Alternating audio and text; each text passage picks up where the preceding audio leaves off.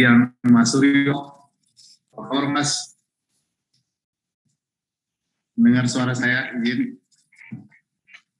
Pak Elvan, selamat siang Pak Elvan. Ya Mas Suryo, apa kabar Mas? Tambah seger aja nih. Inilah.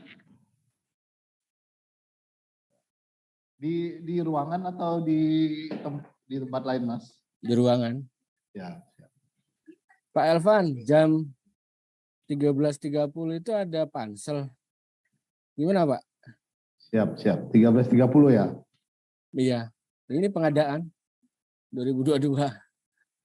Atau boleh juga, jadi ada rekanan Mas Suryo mungkin yang bisa nanti membantu untuk melanjutkan dalam konteks menjawab pertanyaan dari para peserta Zoom dan YouTube. Pak Elvan aja membantu jawab.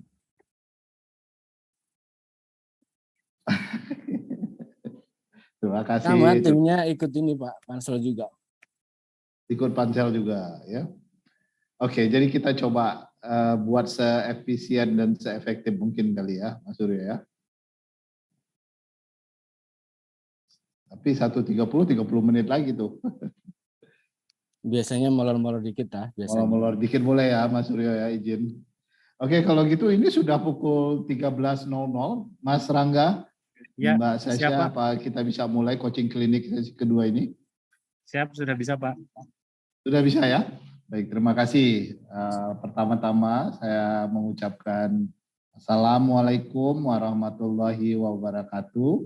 Selamat siang, salam sejahtera buat kita semua. Recording in progress. Narasumber kita pada sesi kedua ini, Mas Suryo Hidayat.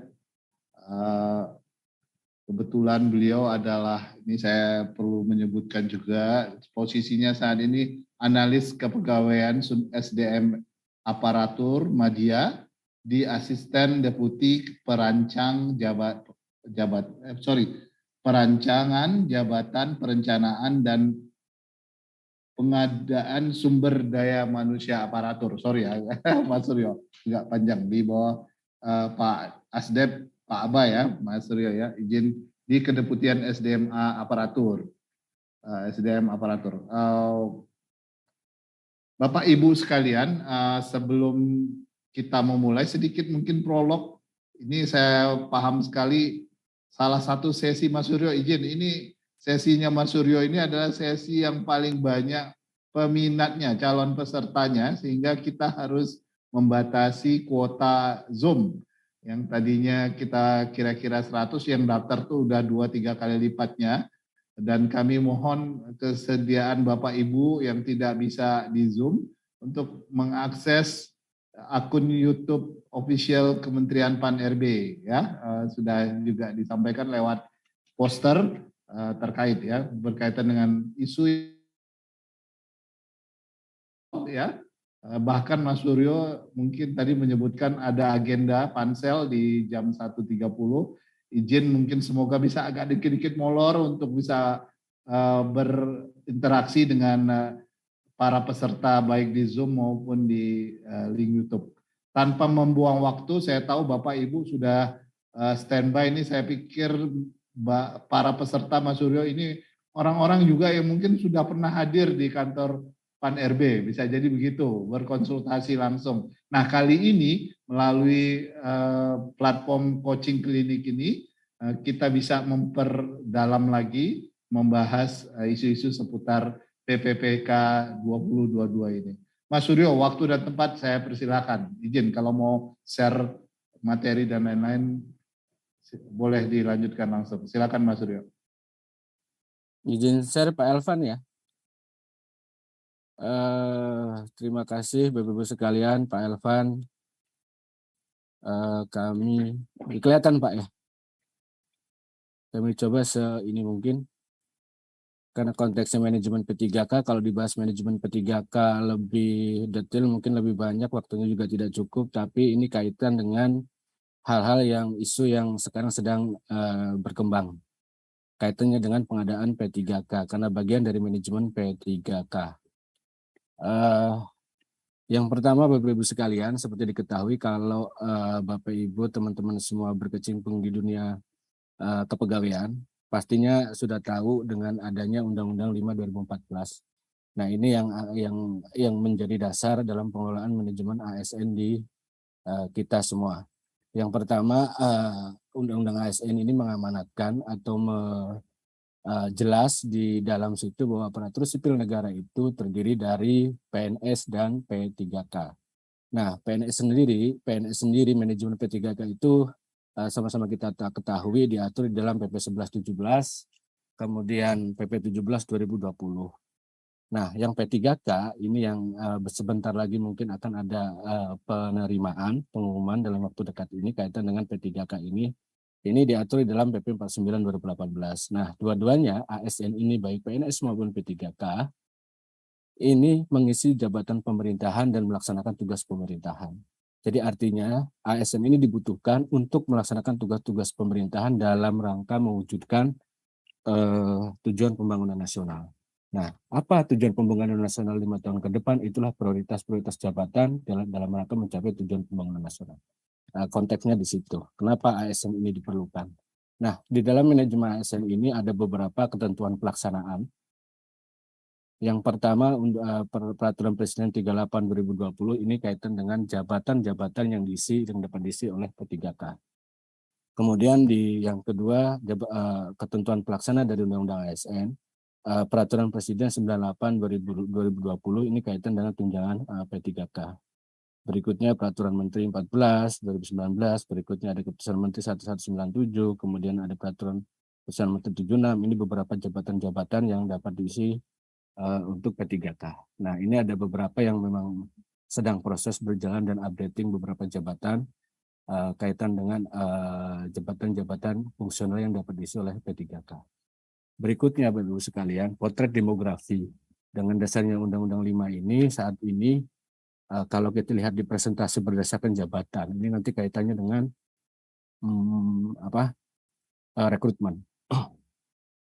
Yang pertama, jabatan struktural saat ini ada sekitar 99% untuk jabatan struktural. Kemudian 49%-nya adalah jabatan fungsional.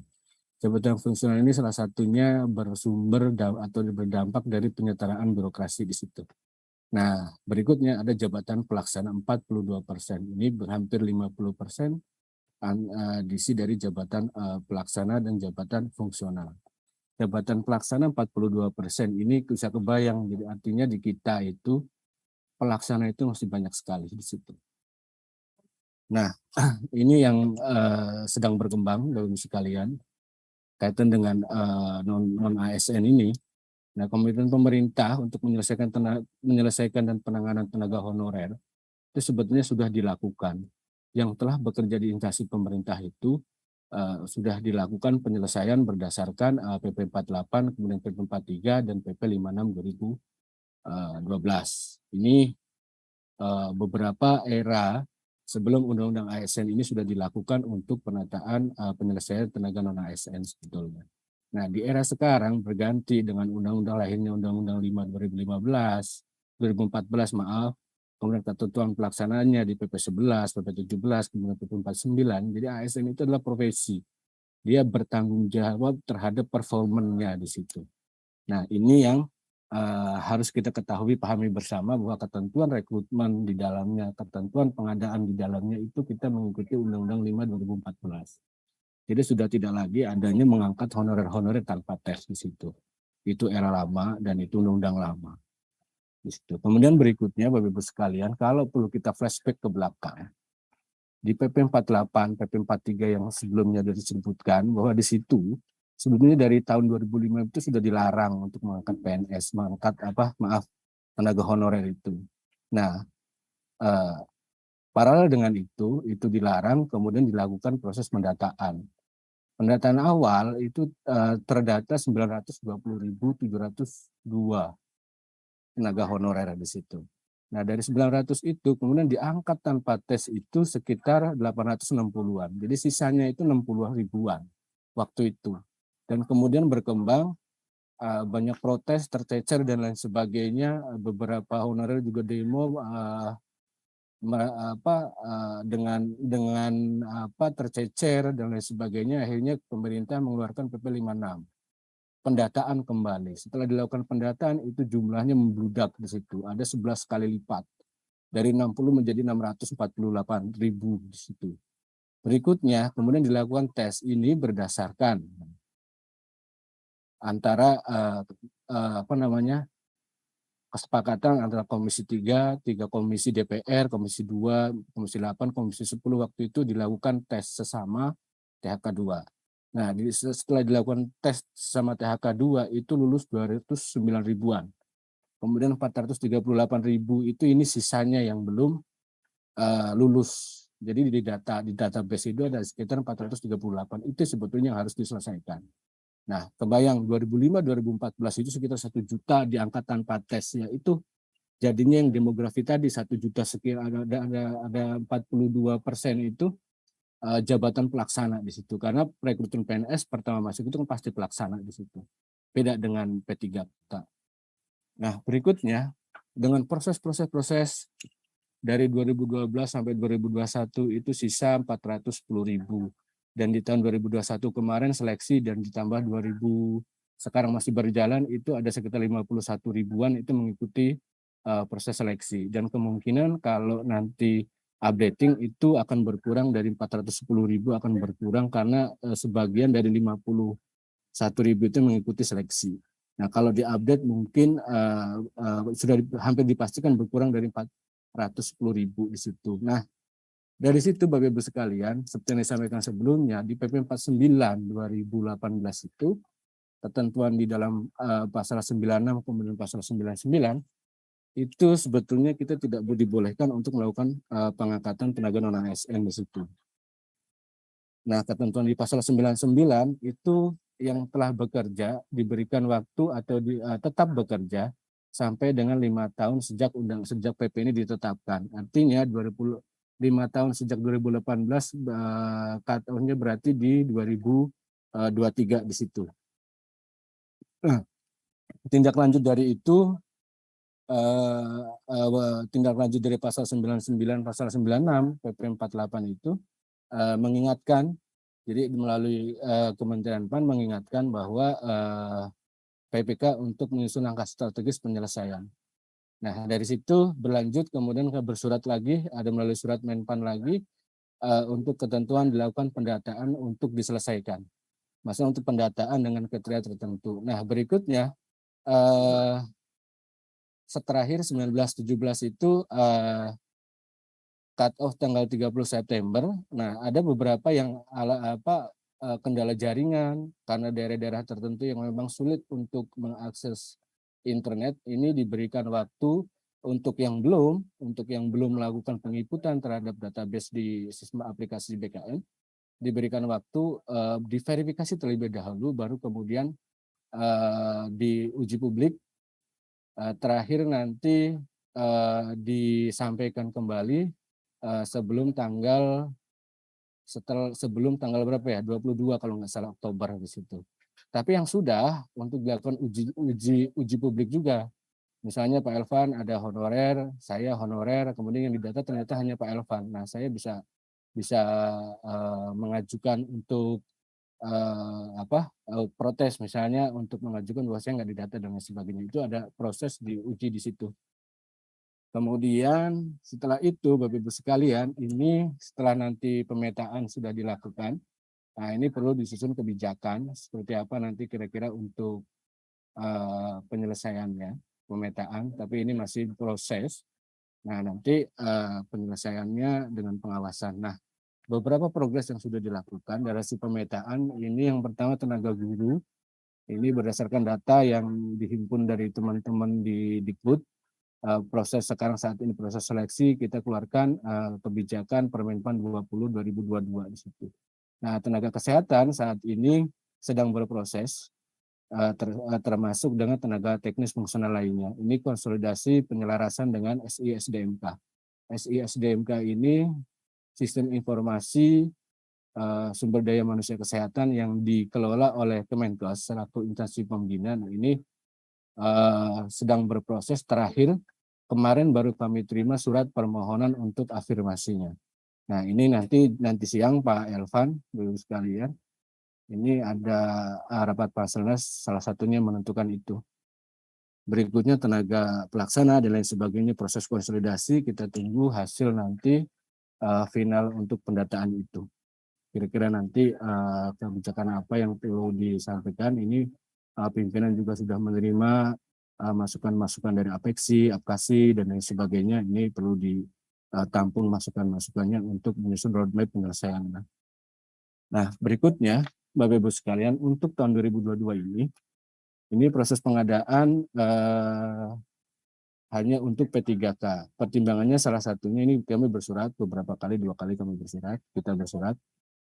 Ini memperhatikan kemarin kondisi COVID, kemudian penyederhanaan birokrasi yang memang agak berpengaruh terhadap jumlah kebutuhan di situ.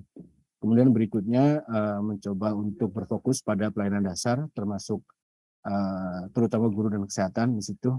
Sisa formasi yang kemarin belum terisi silahkan diusulkan kembali dan lain sebagainya. Ini untuk terutama untuk guru dan tenaga kesehatan. Kemudian berpihakan kepada XTH kedua. Ini kebutuhan THK 2 tentu THK 2 yang memenuhi persyaratan itu. Gaji dan tunjangan ini diusulkan oleh teman-teman untuk kaitan dengan kebutuhan ASN itu diusulkan oleh PPK baik pusat maupun daerah. Ini memperhatikan kemampuan dari masing-masing keuangan daerah, kemampuan di tempatnya.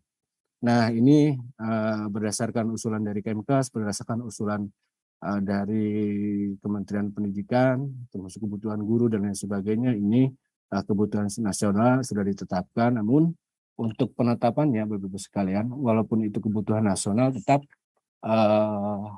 kebutuhan itu berdasarkan usulan dari masing-masing PPK. Nah, ini ada beberapa usulan kebutuhan dari pusat, usulannya 200 sekian, tapi pada saat itu diverifikasi, validasi dan lain sebagainya ditetapkan 94.000 karena pagunya memang 95.000 di situ.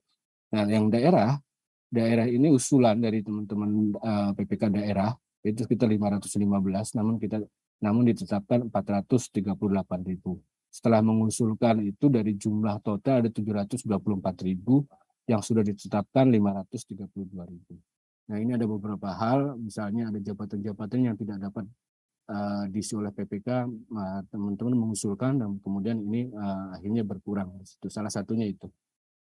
Nah, berikutnya Bapak Ibu sekalian, untuk penyelesaian guru di kebijakan untuk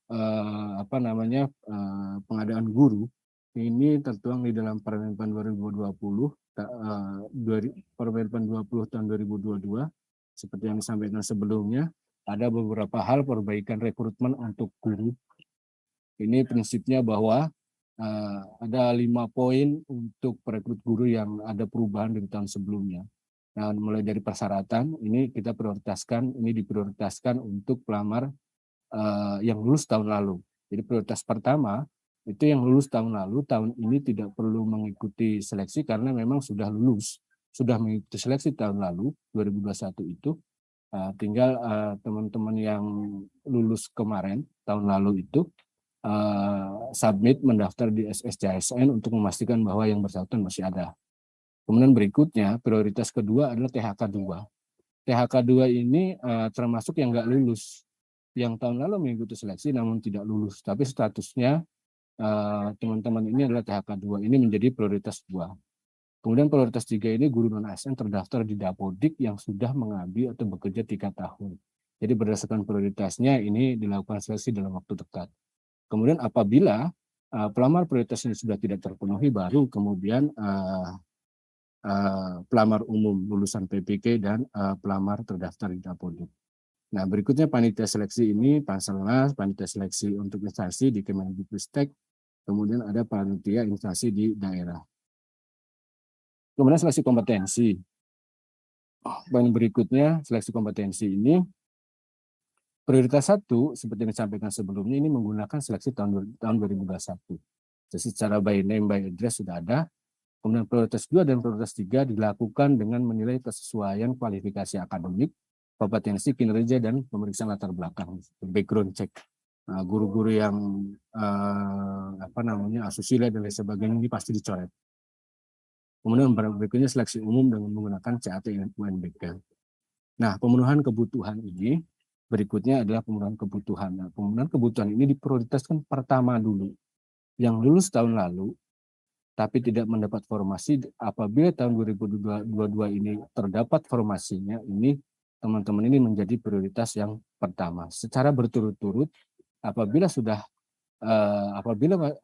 itu sudah masuk dan ada formasi belum terpenuhi, baru kemudian diisi oleh teman-teman THK 2.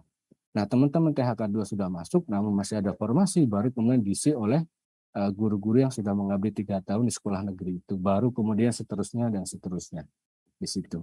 Nah, ini mekanisme untuk pengisiannya nanti. Nah, berikutnya untuk penambahan nilai untuk seleksi kompetensi teknis ini, teman-teman yang memiliki sertifikat pendidik linear ini mendapatkan nilai teknis kompetensi sebesar 100%. Berikutnya untuk seleksi kompetensi teknis 10% itu untuk penyambang untuk disabilitas. Nah, ini Bapak Ibu sekalian, Pak Elvan, yang sedang disiapkan keputusan Menteri tentang pengadaan P3 tenaga kesehatan karena waktunya sudah mendesak dan baru kemarin kami menerima surat dari Menkes terkait dengan seleksi nakes. Nah, sudah kami susun kebijakannya, tinggal nanti dibahas di Panselnes nanti siang. Nanti jam 2, jam setengah 2 di sini. Kemudian berikutnya juga akan membahas, ini perlu dalam waktu dekat, tentang nilai ambang batas untuk seleksi teknis, dan berikutnya ada syarat seleksi tambahan untuk dan afirmasi untuk yang tenaga teknis juga. Ini kaitan dengan pengadaan 2022 dan ini mendesak dan nanti siang akan nanti sesaat lagi akan ada pembahasan dengan Panselnas. Jadi ini setelah ini keluar ditetapkan, baru kemudian akan dalam waktu dekat segera pengadaan ini mulai, rekrutmen 2022 dimulai. Demikian Pak Elvan, secara singkat informasi yang bisa disampaikan terkait dengan pengadaan ASN. Waduh, terima kasih Mas Suryo. Saya ingin beri aplaus ini ya, karena apa yang barusan diterangkan oleh Mas Suryo, Bapak Ibu sekalian, para peserta baik di Zoom maupun di YouTube adalah sesuatu yang mungkin kita tunggu-tunggu ya. Ada beberapa poin tadi memang belum tuntas semuanya, masih dalam pembahasan, bahkan siang ini juga mungkin setelah ini Mas Suryo juga udah harus bergabung dengan tim pansel untuk memutuskan beberapa hal tadi ya, dan setelah itu barulah diumumkan ya secara definitif. Jadi memang butuh persiapan-persiapan. Tapi jauh sebelum itu memang ada hal-hal yang selama ini memang semoga sudah terang benderang nih di Bapak Ibu yang ada di KL, baik di pusat maupun daerah nih ya, yang mungkin bertanya-tanya, datang langsung ke Kementerian Pan-RB, bertemu juga dengan Mas Suryo dan kawan-kawan dari ASDEP terkait ya. Nah, forum kali ini, coaching klinik kali ini mungkin akan jauh lebih bermanfaat untuk tadi menambal hal-hal yang masih ragu-ragu, masih abu-abu yang perlu ditanyakan dari presentasinya Mas Suryo. Saya persilakan, saya buka di Zoom. Kalau ada yang mau raise hand, langsung berinteraksi dengan Mas Suryo. Singkat, padat, pertanyaannya to the point ya. Mohon raise hand atau bertanya melalui live chat ya, forum kolom chat, baik di YouTube maupun di Zoom. Silakan yang di Zoom dulu. Saya persilakan kalau ada Bapak Ibu yang, nah ada Ibu Fionera dari KKP ya Bu. Izin. Betul Bapak. Ya silakan Ibu, singkat padat biar yang lain juga dapat nih dikit-dikit, tapi langsung dijawab sama Mas Suryo. Oh iya, baik. Terima kasih Pak Elvan.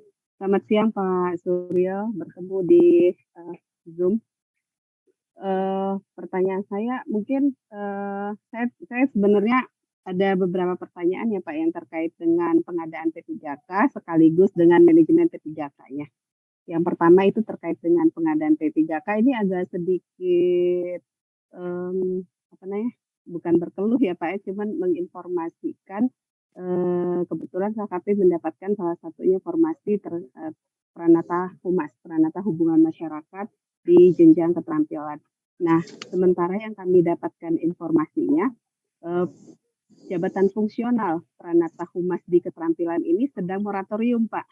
Sedang moratorium, artinya tidak ada pengangkatan di jabatan ini karena akan ada pengganti jabatan, nama jabatan baru untuk Pranata Humas ini. Nah, nanti perlakuannya seperti apa?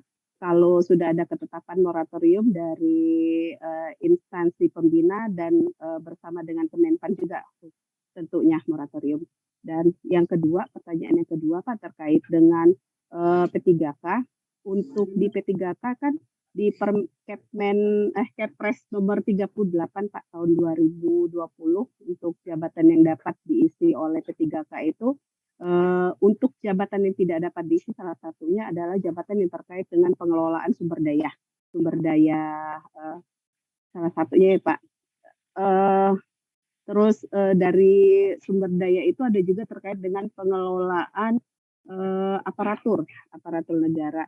Nah ini itu perlakuannya seperti apa ya Pak? Karena kita ketahui juga sama-sama kita ketahui untuk di aparatur sipil negara juga terdapat P3K untuk CPT dan untuk kami juga seperti apa Pak? Apakah memang di KKP itu seharusnya tidak dapat diisi oleh P3K karena terkait dengan pengelolaan aparatur sipil, pengelolaan sumber daya? Tapi kami sebenarnya membutuhkan itu salah satunya untuk penyelesaian terkait dengan tenaga kontrak kami karena di dalam surat Menpan juga kan diminta instansi itu mengatur strategi ya Pak untuk menyelesaikan permasalahan tenaga kontrak ini dengan salah satunya adalah memberikan kesempatan dalam proses seleksi CPNS maupun P3K. Mungkin seperti itu Pak pertanyaannya. Terima kasih. Baik, terima kasih. Langsung dijawab Mas Suryo. Semoga ini mewakili beberapa pertanyaan dari para peserta ya. Silakan Mas Suryo, singkat-singkat aja boleh Mas. Baik, terima kasih. Saya manggilnya Bu Vio apa Mbak Vio nih? Kayaknya udah pernah beberapa kali. Ya benar, kita pernah ketemu Bapak.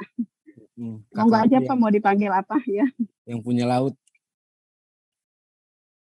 Baik, yang pertama kaitan dengan moratorium. Ini kan jabatan fungsional Pranata, JF Pranata Humas, tuh ya.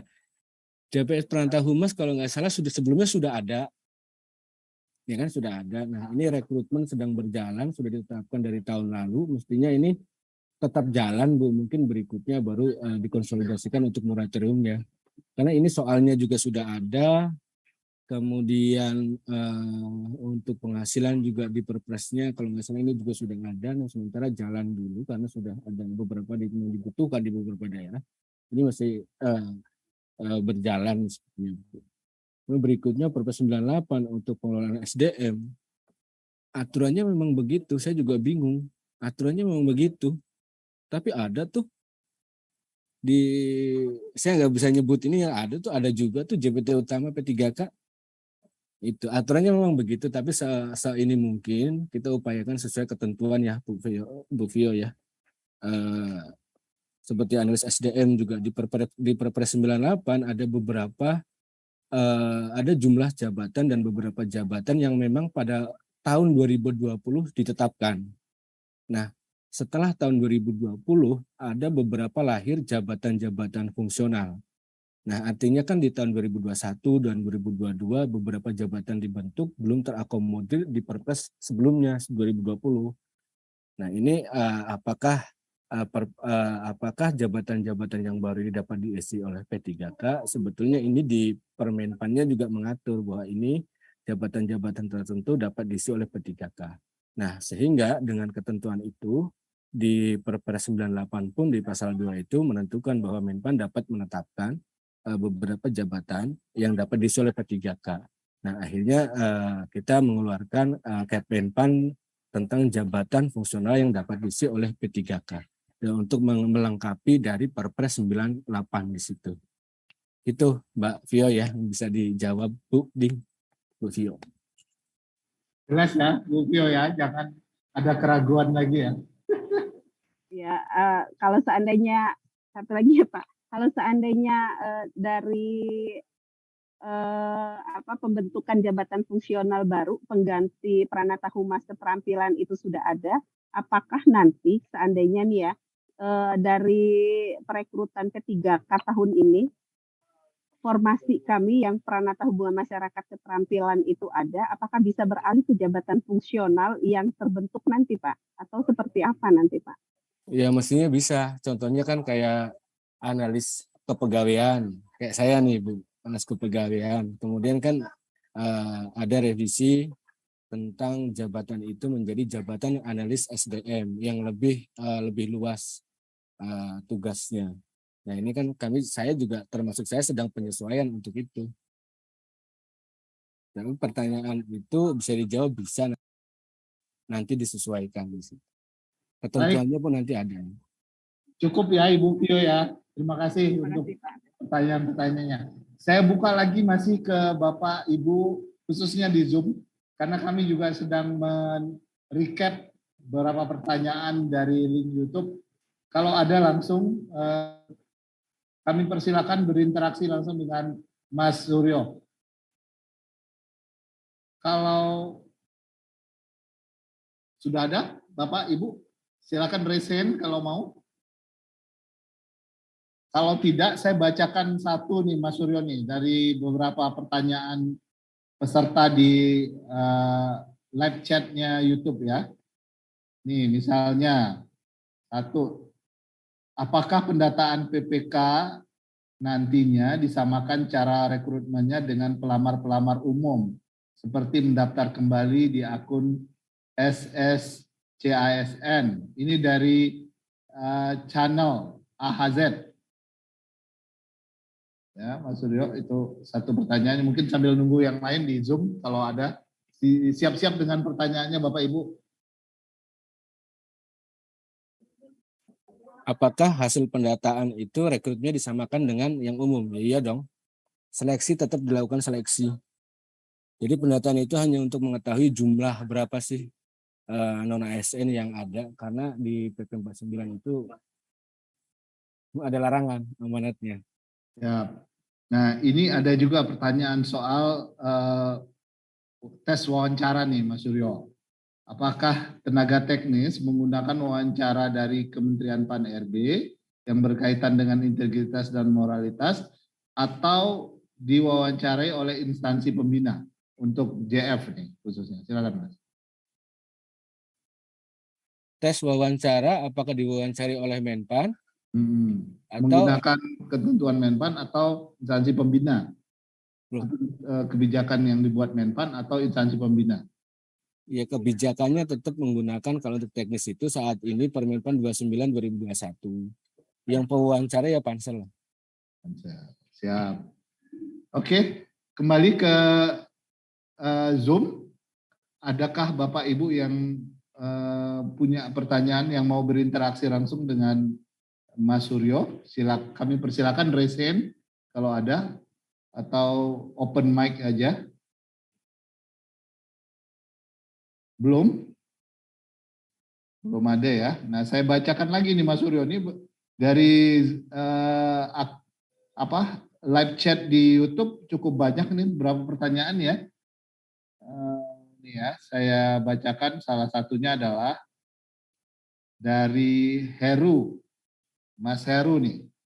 Bagaimana pola kenaikan jabatan JFT pada PPPK? Apakah sama seperti PNS harus mengajukan dupak? Ini sekalian langsung nyambung, itu ditahan Mas Suryo. Ini ada dari BKD Provinsi Kalsel. Silakan Pak yang mau berinteraksi dengan Mas Suryo. Singkat padat pertanyaannya.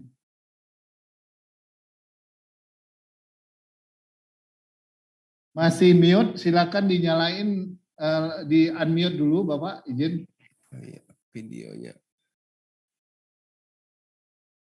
Mungkin Silakan, videonya Bapak. saya izin matikan dulu Pak ya, biar Boleh, jelas. boleh. Ya, betul. Takutnya tidak jelas. Singkat padat ya. Siap. Jadi kami masih mempertanyakan tentang P3K Pak. Jadi untuk kebijakan P3K tidak dapat dimutasi Pak. Apakah kedepannya nanti akan ada kebijakan memindahkan misalnya guru sesuai kebutuhannya Pak? Karena dari hasil yang kami lihat ada beberapa guru yang sekolah kelebihan pengajar Pak. Untuk saat ini itu aja Pak yang kami tanyakan. Baik, terima kasih Bapak. Ya, silakan Mas Suryo, 2 pertanyaan ini langsung dijawab. Yang pertama apa ya Pak? Lupa. Untuk guru Bapak, jadi kan untuk P3K tidak dapat dimutasi. Untuk kedepannya, apakah ada kebijakan yang memperbolehkan P3K dimutasi seperti itu Pak? Itu kemudian yang kedua tentang pemberhentian P3K Pak. Untuk saat ini kita belum punya juknis pemberhentian. Itu penerapannya seperti apa Pak? Ya, terima kasih. Ya, langsung dijawab saja Mas. P3K ini kalau dari awalnya, filosofi awalnya, pemerintah itu membutuhkan kompetensi tertentu yang siap untuk langsung bisa mengeksekusi pembangunan gitu istilahnya. Jadi dia betul-betul siap di situ. Nah, makanya kaitan dengan karir ini sesuai dengan PP 49 bahwa karir P3K itu P3K dia masuk di jabatan tertentu, di jenjang tertentu, bukan dari awal. Jadi dia bisa langsung lompat. Makanya dia tidak bisa pindah jabatan dan lain sebagainya. Jadi apabila dibutuhkan oleh organisasi, dia bisa pindah dalam jenjang dan jabatan yang sama. Seperti tadi misalnya contoh, guru. Lah gimana guru masih di situ dengan jabatan guru mapel tertentu dengan jenjang pertama misalnya. Lah guru sekolahnya udah bubar begitu. Nah, sementara di tempat lain membutuhkan itu. Nah, sebetulnya PPK punya kewenangan untuk memindahkan dengan jabatan dan jenjang yang sama masih tetap di situ. Tapi yang bersangkutan tidak boleh minta. Jadi kebutuhan organisasi. Jadi filosofi awal memang ASN itu ada untuk melaksanakan pembangunan yang menjadi tujuan nasional di situ untuk mengakses itu. Nah, angka kredit dan lain sebagainya, angka kredit itu kan sebetulnya salah satu penilaian untuk yang bersangkutan perform atau tidak di situ. Nah, dengan adanya Permen PAN 6 ini pelan-pelan berlahan, mungkin arahnya ada di perbarui mengenai angka kredit mau dihilangkan dan lain sebagainya. Ini kita tunggu saja untuk itu. Tapi saat ini salah satu untuk penilaiannya salah satunya angka kredit bahwa yang bersangkutan perform atau tidak di situ. Itu Oke. Mas. Semoga terjawab ya. Kemudian Pak kaitan Mekade. pemberhentian, ini kan amanat di PP 49 itu diatur dalam Permen PAN lah. Ini Permen PAN ini sedang proses. Ada kebijakan baru, nanti ada kaitan dengan talent mobility, kemudian ada kaitan nanti dengan penilaian kinerja di Permen PAN 6 2021 ya, 2022 di situ. Nah ini ada kaitan dengan talent mobility dan sebagainya. Nah ini kita mudah-mudahan dalam waktu dekat ya, saya nggak bisa memastikan karena di tempat lain Pak. Ya, cukup ya Pak BKD, Kalsel. Kak, ini ada yang raise hand juga Mas Suryo mau berinteraksi. Ibu atau Bapak Verda nih dari LPP RRI. Silakan Ibu Verda atau Bapak. Izin, wajahnya nggak kelihatan. Oh Bapak, maaf. Silakan Pak. Nggak apa-apa Pak. Selamat siang. Ya. Moderator dan narasumber. Saya dari Verda dari LPP RRI di bagian kepegawaian. Ini banyak yang jadi pertanyaan teman-teman P3K itu pola karir Pak.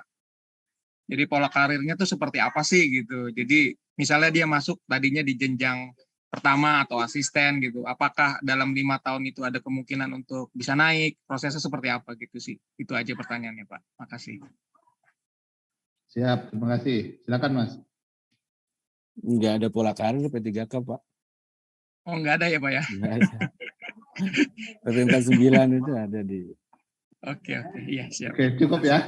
Saya Ya, lanjutkan makasih, ini. Kalau Pak Verda sudah ya cukup ya. Mas, ini menarik juga nih. Ada dari Ibu Akila ya. Bu Akila Rahmi itu menanyakan bahwa beliau saat ini adalah non-ASN Satpol PP dari Kabupaten Indragiri Hilir. Sudah mengabdi 14 tahun Mas. Yang ingin beliau tanyakan adalah kenapa dalam pemetaan kami non-ASN hanya di list 5 tahun saja. Padahal udah 14 tahun kerja. Izin Mas. Silakan.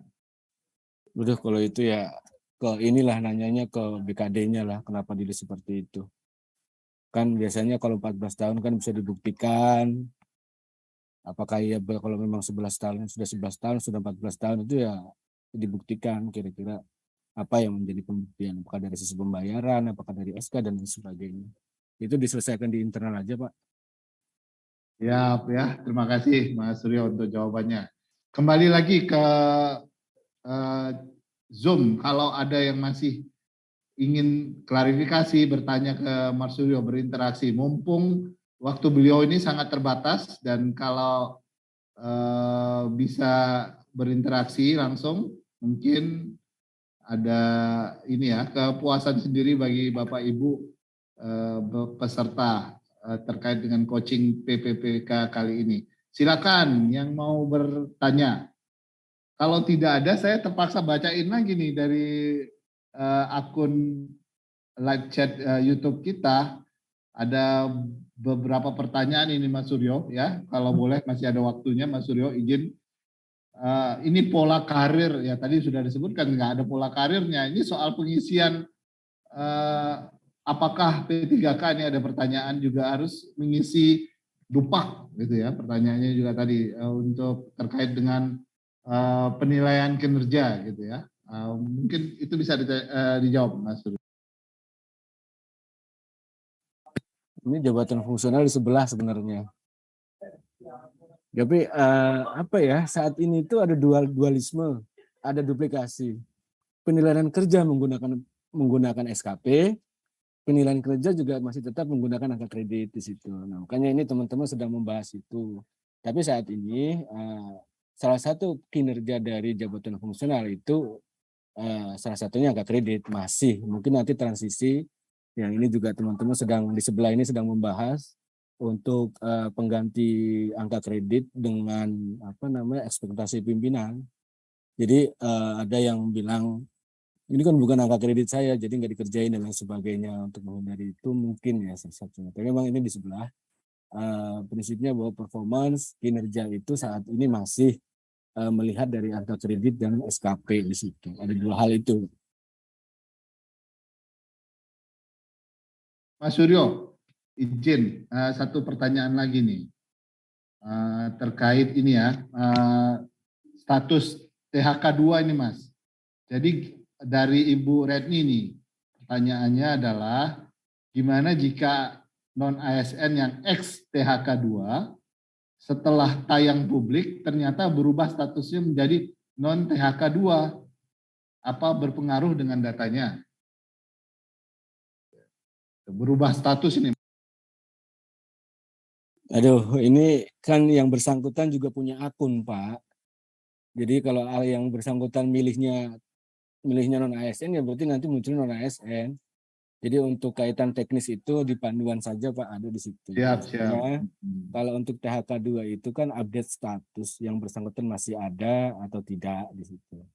Nah, yang mendata ini kan yang teman-teman non ASN yang non THK2 Pak sebetulnya. Siap. Nah, itu kalau lihat di chat kita, chat Zoom-nya, Mas Suryo, izin itu dari Pak Bangkit bertanya tuh, masa kerja P3K selama 5 tahun dengan opsi apakah otomatis atau melalui tes lagi? Jika tidak melalui tes, maka bagaimana dengan kualitasnya? Ya, ada dua nih Mbak Vio juga nanya bocoran. Yang pertama ini Pak siapa tadi?